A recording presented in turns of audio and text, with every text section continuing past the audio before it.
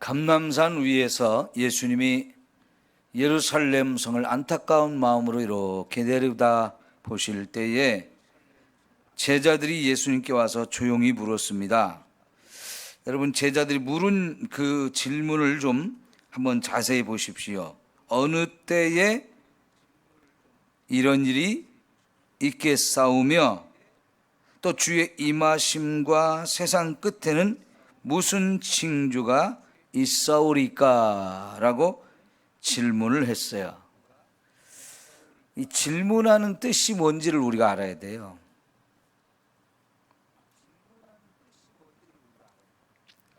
어느 때 이런 일이 있겠느냐? 어떤 일을 말하는 걸까요? 그 앞에 2절에 예수님께서 지금 제자들이 대단하다고 이렇게 자랑하고 있는 예루살렘 성전, 그 성전이 돌 위에 돌 하나도 남지 않고 다 깨진다고 그랬잖아요. 그런 일이 언제 있겠느냐라고 질문을 하는 게 첫 번째입니다. 이거는 이제 역사적으로 일어난 것이, 그 일이 이 질문을 하고 나서 한 40년 정도 지나서 AD 70년경에 실제로 그런 일이 일어났거든요. 그래서 예수님이 여기에 대해서 정확하게 그런 날이 일어나는 날짜를 말씀해 주시지는 않았어요. 그러나 이제 그게 40년 후라고 하면요, 그렇게 먼 훗날의 얘기가 아니죠. 그리고 그 다음에 또 뭐라고 하냐면, 또 주의 임하심과 세상 끝에는 무슨 징조가 있사오리까 그랬는데, 그냥 읽으면 이게 무슨 얘기로 읽어지냐면 예수님의 재림하는 그때를 말하는 것처럼 보여져요. 그런데 여러분, 예수님의 제자들은 아직 예수님의 십자가의 죽음, 부활, 승천, 그리고 재림, 이런 거에 대해서는 전혀 믿지도 않고 알지도 못해요. 예수님께서 자신의 죽음과 부활에 대해서는 말씀을 하셨어요. 그죠? 죽음과 부활에 대해서는 자주 말씀을 하셨는데 그것조차도 지금 전혀 안 믿고 마음에 새겨놓지 않고 있고요. 더구나 그런데 예수님이 승천해서 하늘로 가셨다가 다시 오신다, 이거는 더더욱 예수님의 제자들은 생각도 안 하고 있고 그거는 알지도 못하는 거예요. 그러니까 지금 제자들이 질문하는 게 예수님의 재림과 세상이 끝나는 그 마지막 종말에 대한 질문은 아니라는 얘기예요. 그럼 무슨 질문일까요? 왜 이런 질문을 할까요? 이건 뭐냐면요, 주의 임하심이라는 말이 뭐냐면, 예수님이 이 제자들의 입장에서는 아직도 예수님이 정치적인 메시아로 생각하고 있다는 얘기예요. 그러니까 예수님이 지금은 평범하게 지금 이렇게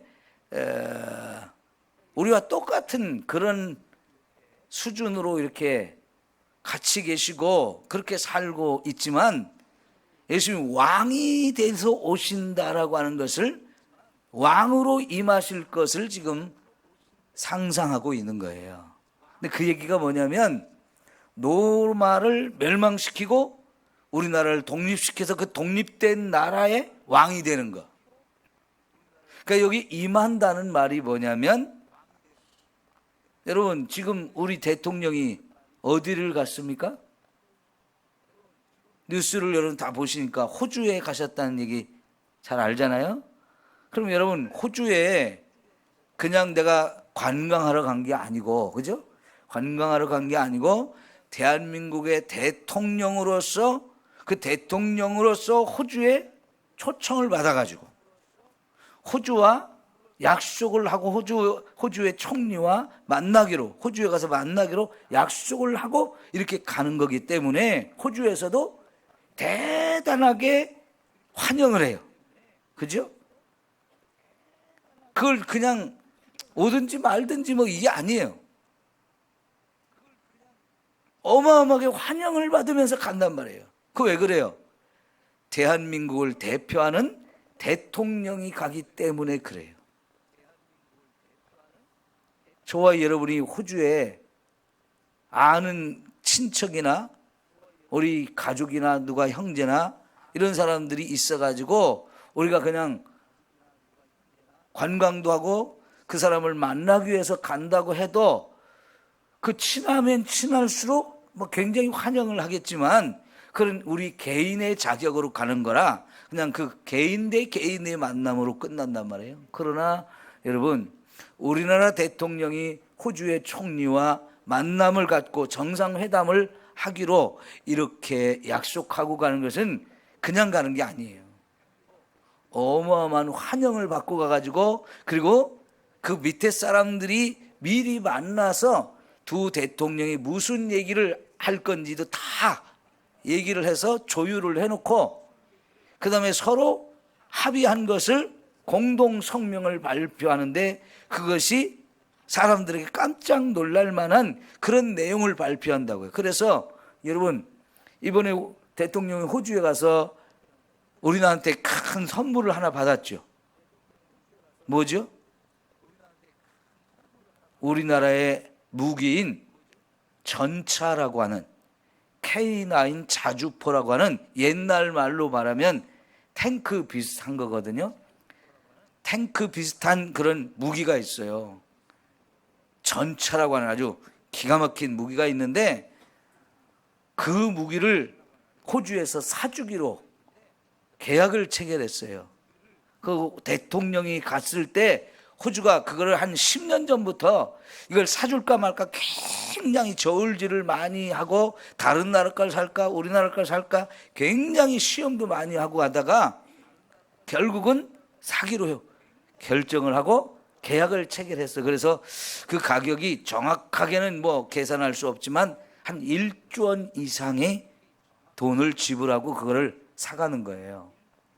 그러면 여러분, 우리나라의 입장에서는 굉장한 선물을 받은 거잖아요.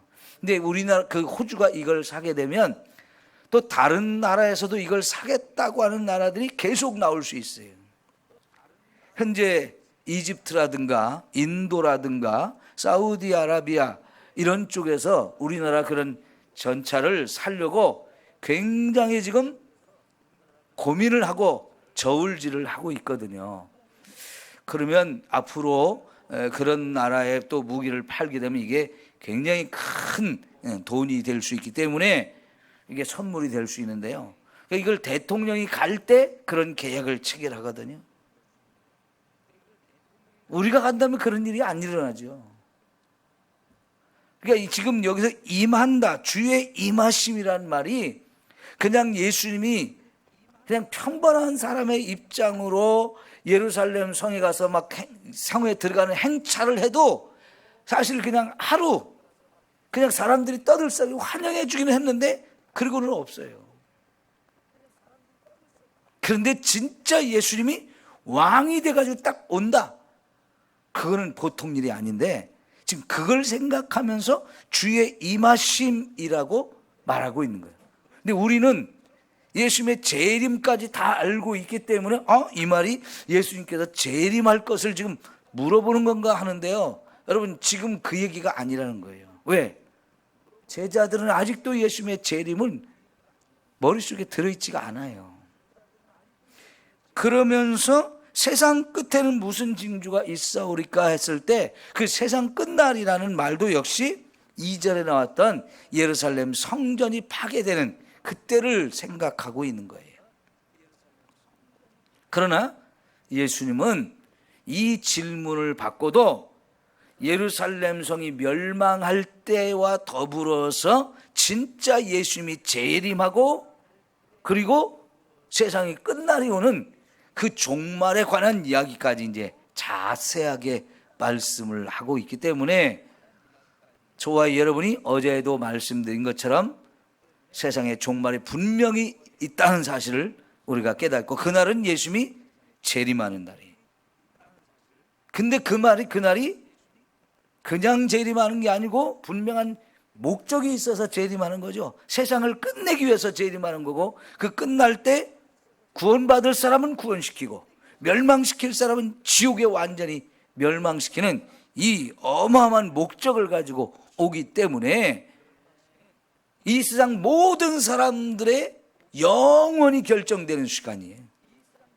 그 사람이 천국에서 영원히 살 것이냐 지옥에서 영원히 살 것이냐를 최종적으로 이제 결정을 내는 그 순간이기 때문에 이거는 이 세상 모든 사람들에게 가장 중요한 순간이에요.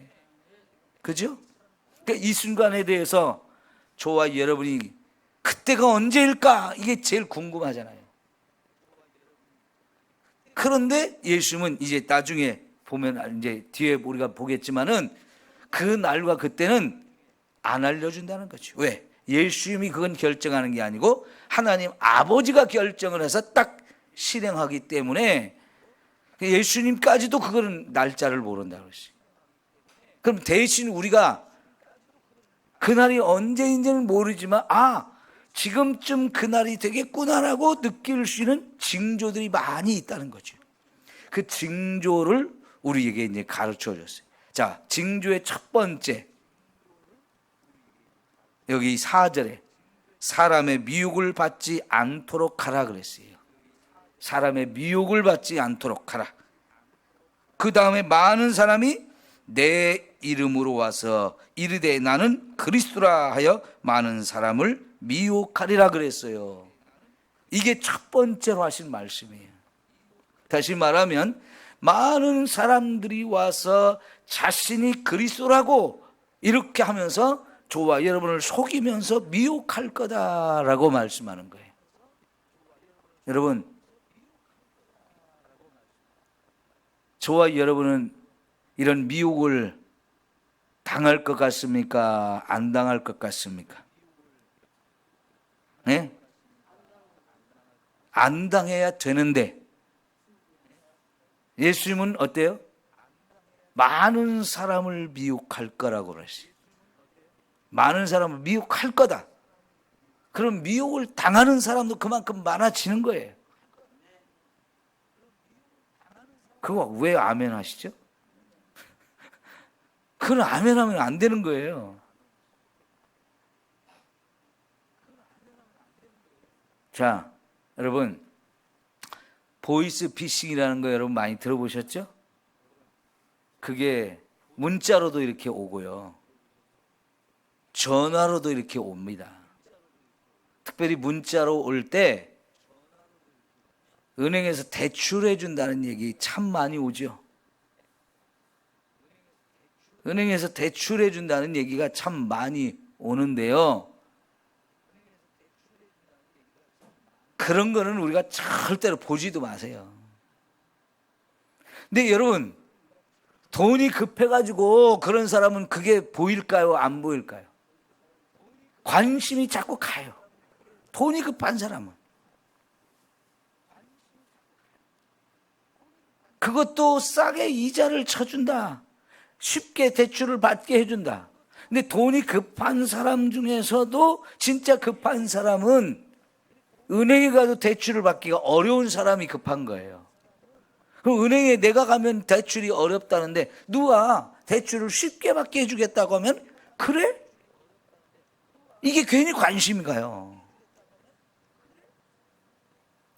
그런데 요새 그런 사기치는 사람들은요, 대출만 사기치는 게 아니고 갑자기 아들이 아프다든가 사고를 났다든가 그러면서 경찰서라고 검찰청이라고 하면서 전화가 오고, 그래서 이거 처리하려면 갑자기 돈이 드니까 빨리 돈을 보내라 한다가, 그 경찰이나 검찰이 아니고 아들, 딸 이름으로 오는데 핸드폰이 고장나가지고 친구 걸 빌려서 문자를 보낸다는 동, 친구 걸 빌려서 전화를 한다는 동 하면서 전혀 내가 모르는 전화로도 그렇게 오는데 대부분 엄마들이 거기에 속아요. 왜?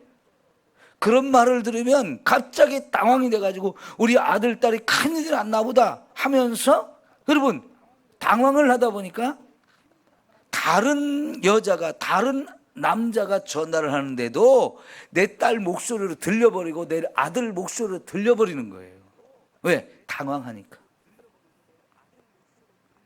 그래서 그냥 갑자기 돈 보내라고 하는 대로 보내는 거죠. 여러분 돈 보내라고 하는데 돈 내가 속아갖고 보냈잖아요.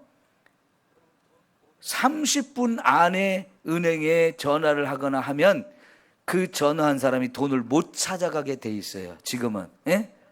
내가 돈을 저 사람한테 보냈다고 그래서 그 사람이 바로 돈을 빼가는, 옛날에는 그랬는데 지금은 그런 사기꾼들이 하도 많아가지고 내가 모르고 돈을 보냈다 그래도 30분 안에는 그걸 가져가지 못합니다. 그러니까 내가 이거 잘못한 것 같다, 속은 것 같다 그러면 30분 안에 얼른 전화를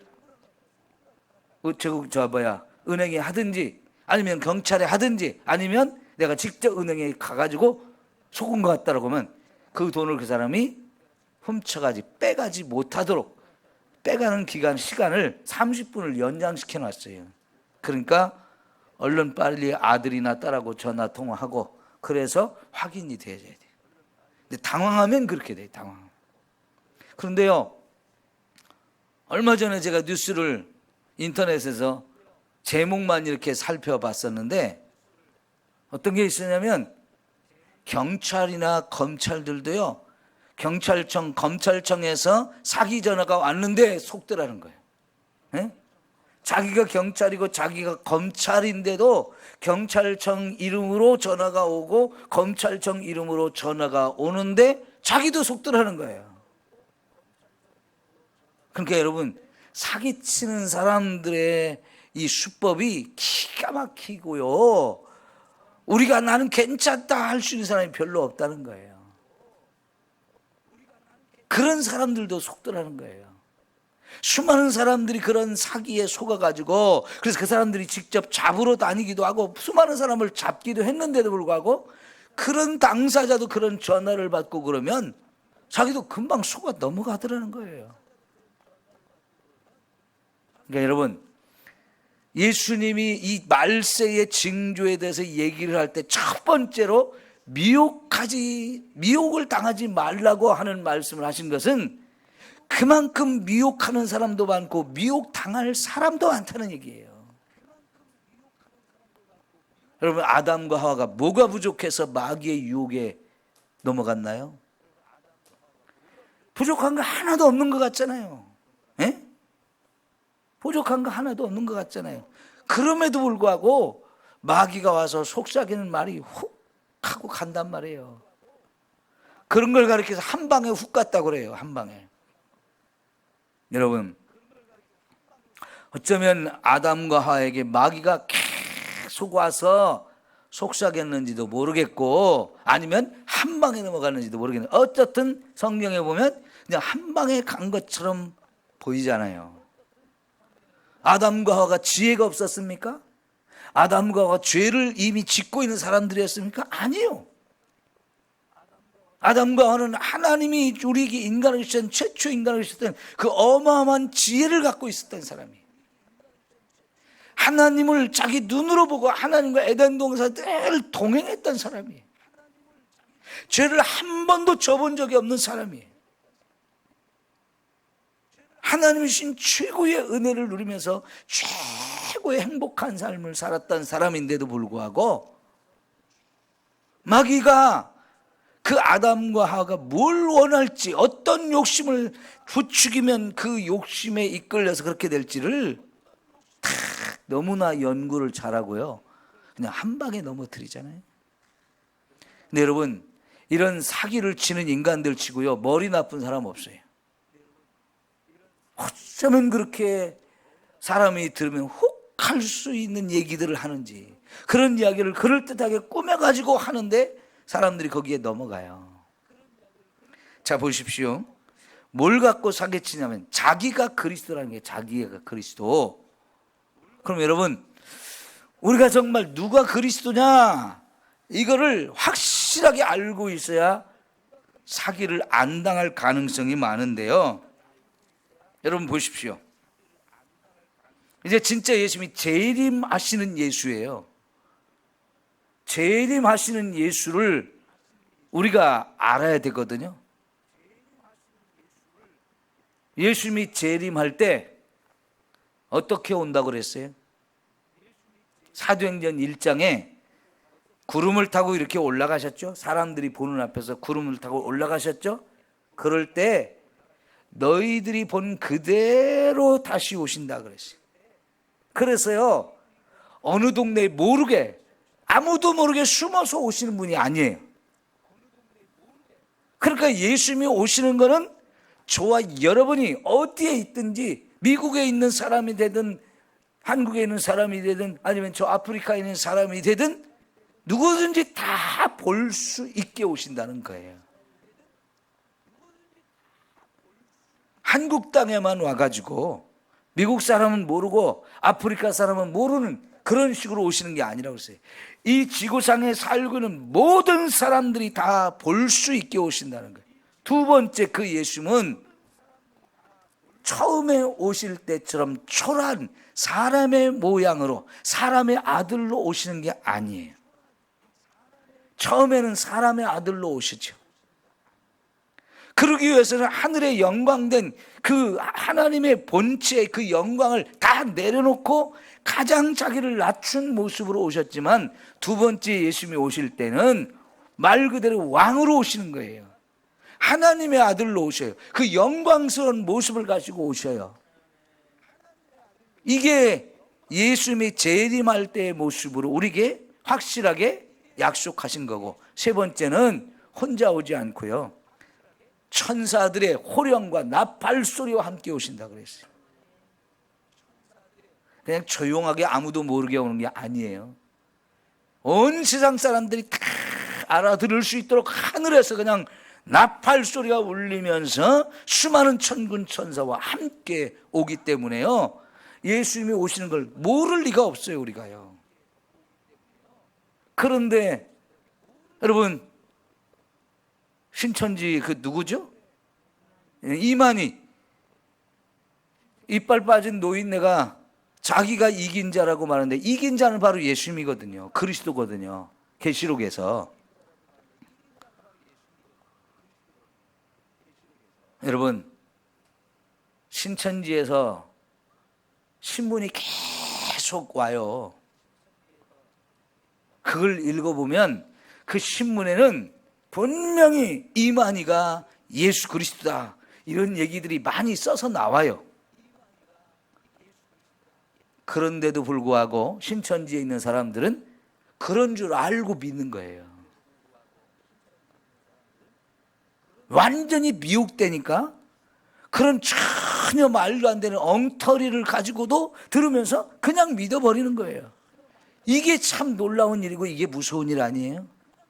우리 같으면 그런 거 안 믿을 것 같은데, 여러분, 우리 주변에 우리 일가 친척이라든가 우리가 알던 사람들이라든가 우리와 함께 신앙생활하던 사람들 중에 거기 이미 가 있는 사람들이 많지요. 예?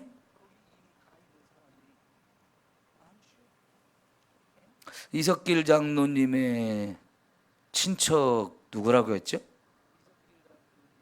그 사람도 거기 가 있다고 그래요. 그러면서 그 사람들이 신천지에 와야 제대로 예수님을 믿는 거라고, 구원받을 수 있다고 하면서 자꾸 끌어가려고 그러잖아요. 여러분, 진짜 그런 일들이 이미 너무너무 많이 일어났어요. 문선명이 그랬고요, 박태선이 그랬고요.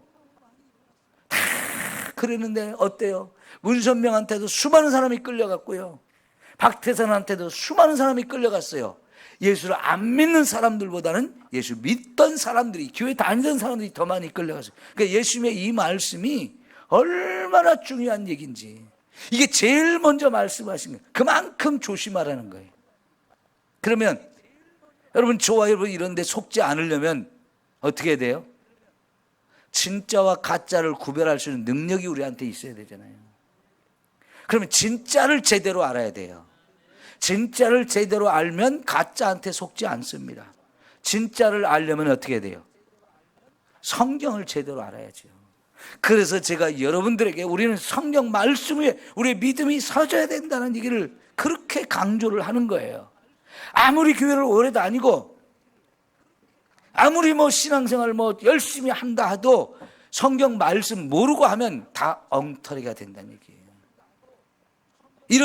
이런데 다 속아 넘어가는 거예요. 그 속아 넘어가는 사람들 엉터리였단 말이죠. 엉터리. 여러분, 거기 또 뭐죠? 만민중앙교회 이재록, 그 사람 그렇게 죄를 짓고 감옥에 가 있다고 해서 그 만민중앙교회가 해체됐나요? 해체 안 됐어요. 왜 해체가 안 됐나요? 여전히 그 목사를 진짜로 알고 믿고 있는 사람들이 많으니까 그래요. 정명석 JMS라고 하는 이 인간도 얼마나 많은 여대생들을 성적으로 유린을 했습니까? 특히 중국이나 이런 데로 도망가 가지고 한 집을 얻어놓고 아주 외딴 곳에 좋은 집 별장 같은 걸 얻어놓고 사가지고 거기에 한국에서 데려간 그 여학생들 몇 명을 거기다 놓고 매일 그런 애들하고 돌아가면서 성적인 이런 음란한 짓을 행하다가 결국 잡혀가지고 중국의 감옥에도 있었고 한국 감옥에서 있다가 나왔는데요. 여전히 거기를 따르는 사람들이 많아요. 한번 미혹되니까 그렇게 못 나오는 거예요. 왜 그럴까요? 미혹의 영이 그들의 눈과 귀를 싹 가로막으니까 그렇게 되는 거예요. 여러분, 우리가요 하나님 말씀을 제대로 알아야 이런 데 속지 않아요. 아까 말씀드린 대로 재림하시는 예수님은 사람의 아들로 오지 않아요. 근데 사람의 아들들이 이렇게 자기가 재림 예수라고 자기가 그리스도라고 그렇게 속이는데도 사람이 하는 얘기에 그렇게 넘어간다니까요. 절대로 사람의 아들로 오지 않습니다. 처음에는 사람의 아들로 오셨죠. 그것이 구약성에 다 예언됐던 거고요. 여자의 후손으로 온다고 그랬잖아요. 처음부터. 그죠? 그런데 사람의 아들들이 다 그러는데 거기에 다 속아 넘어가요. 하나님의 아들의 그 영광스러운 모습으로 오지 초라한 모습으로 오지 않아요. 우리를 심판과 멸망을 하기 위해서 세상이 끝날에 온다는 거지요. 여러분, 이런 조그만 기본적인 것만 알아도 그런 거짓말에 속지 않는데 세상은 그렇게 너무나 쉽게 속아 넘어간다는 일. 여러분, 그래서 깨어 있어야 된다. 정신 바짝 차려야 된다라고 말씀을 한 거예요. 말씀을 더 많이 읽으십시오. 아멘 좀 크게 하시고 열심히 배우십시오.